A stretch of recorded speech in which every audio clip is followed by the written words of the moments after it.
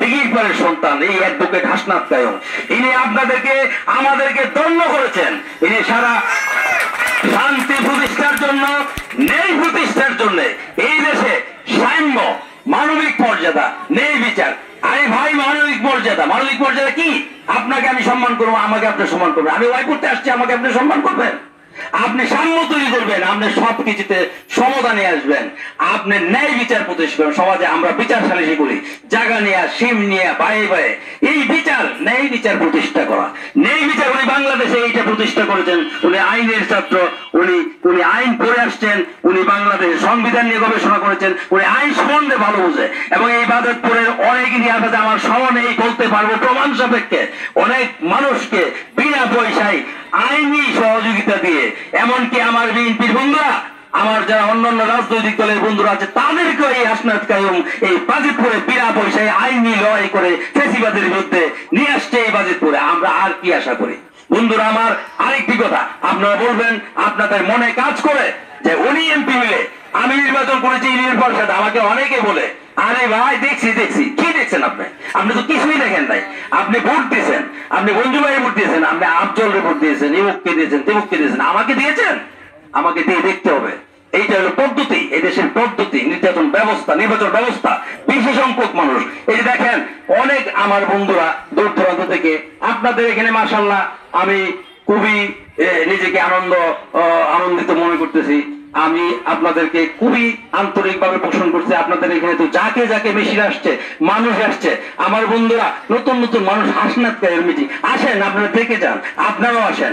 আপনাদেরকে দাওয়াত করেছি, পয়সা খরচ করে ব্যবস্থা করেছি, আপনারা শুধু কথা শুনবেন।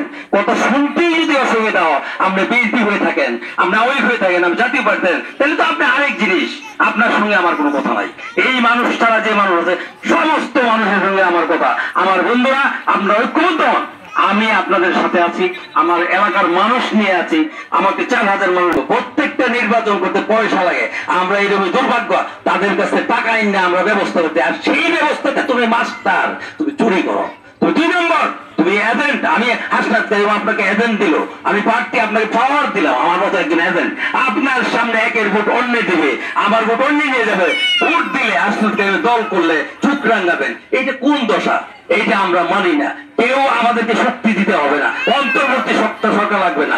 আমি জনগণ আজকে আপনাদের এই মাসকান্দা, আমার এই হাজার বন্ধু, কৃষক বন্ধু, সবাইকে সাথে নিয়ে, আপনাদেরকে সাথে নিয়ে ঘোষণা দিচ্ছি যে চোখ রাঙ্গানি চলবে না। আমি ঐক্যবদ্ধ হব, আমার ভোট দিব, আমি দল মানবো। আমরা সকলে মিলে যে কাজটি করব, সেই কাজটির পক্ষে আমি আছি, এবং এই কাজটির পক্ষে আপনাদেরকে টাকার জন্য, আহ্বান করার জন্য এত দূর থেকে আজকে আসছে। বন্ধুরা আমার, এই জিনিসগুলো আপনাদের বোঝার বিষয়, আমলে নেওয়ার বিষয়, আপনাদের জানার বিষয়। আপনাদের প্রত্যেকের বাড়িতে বউ আছে, মেয়ে আছে, ছেলে আছে, সবার সঙ্গে পরামর্শ করে সবাইকে নিয়ে যদি না থাকতে পারেন গণতন্ত্রের দেশে, তখন অন্যান্য দলেরা হাসনাত কায়ুমের হাসাহাসি বন্ধ হয়ে যাবে। আমরা কাজ শুরু করেছি, আমরা আগামী 9 মাস 6 মাস বিভিন্ন সময় পর্যন্ত আমরা কাজ করে দেখব। আপনারা প্রাথমিক কাজ আমরা শুরু করছি। আমরা 19টি ইউনিয়নে এইরকম মানুষ 100, 200, 500 যারা সদস্য হবেন, তাদের থেকে আপনার নেতা তৈরি করবেন, সেই নেতা মেম্বার হবে, সেই নেতাকে গেলে এইখানে সে কাজ করবে। আমি আরেকটি কথা বলি যে আপনার আমার টাকা চুরি করবেন না। চুরি না করলে আপনার কাছে আমার চাওয়ার কিছু নাই, হাসনাত কায়ুমের কাছে আমার চাওয়ার কিছু নাই। রাষ্ট্র কর্তৃক আয়োজিত ওনাকে যে পাওয়ার দিবে, উনি এমপি, ওনা আমার অধিকার, আমার সমস্ত কিছু উনি আমাকে বুঝাই দেবে, এইটাই আমার তার কাছে দাবি, এর বেশি দাবি নাই। আর একটি কথা, উন্নয়ন, বৈষম্য, যদি আমাদের এলাকায় এই মাসকান্দা কি দরকার, মসজিদ দরকার, রাস্তা দরকার, আরে বাবা এইসব দরকারের জন্য উনি ফাইট দেয়া, 330 জন এমপির সাথে ফাইট দেয়া, সেইখানে পাশ করে মন্ত্রী লইয়া, সচিব লইয়া কাজটা আদায় করে আইন না আমাদের এখানে করে দিবে, এই তো ওনার কাজ। আর এই কাজের জন্য যদি আপনি কথাই না বলতে পারেন, আপনার কাছে গেলে যদি হুকিস ঠিক লিয়ে বই দেন, আর আপনি যদি যেতাম জিনিস কই, আপনি দেয়া হয়ে পাই না, এটা কোনো কথা?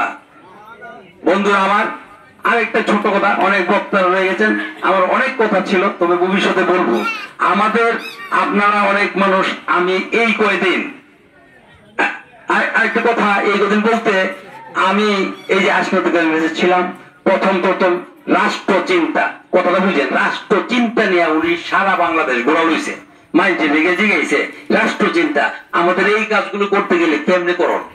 তখন গ্রামের মানুষ, যেহেতু আমরা ঐক্যবদ্ধ, একসাথে দল বান্ধ, আমরা দুই টানার মানুষ যদি আমরা একসাথে দল বাঁধতে পারি, আমরা যদি এক চিন্তায় আসতে পারি, এই চিন্তাকে কেউ রুখতে পারবে না।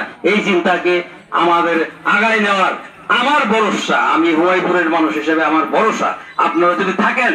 এই যে গাজীর চোরা সেদিন বলে আসলাম, গাজীরপুর জায়গাটা কাইয়ুম ভাইয়ের আত্মীয় স্বজন নিয়ে খুব নারের সম্পর্ক, এরা থাকবে।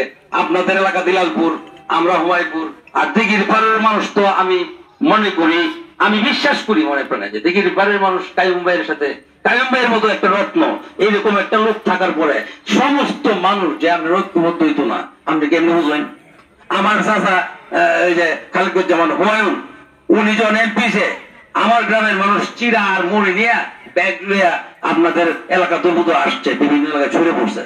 এইরকম আন্তরিক ভাবে আমরা চেষ্টা করে ওনাকে যদি এই দায়িত্বে দিতে পারি, আমি এইটুকু প্রতিশ্রুতি আপনাদেরকে দিতে চাই যে আমরা নিশ্চিন্তে ঘুমাইতে পারো, শান্তিতে থাকতে পারো, বুঝছেন?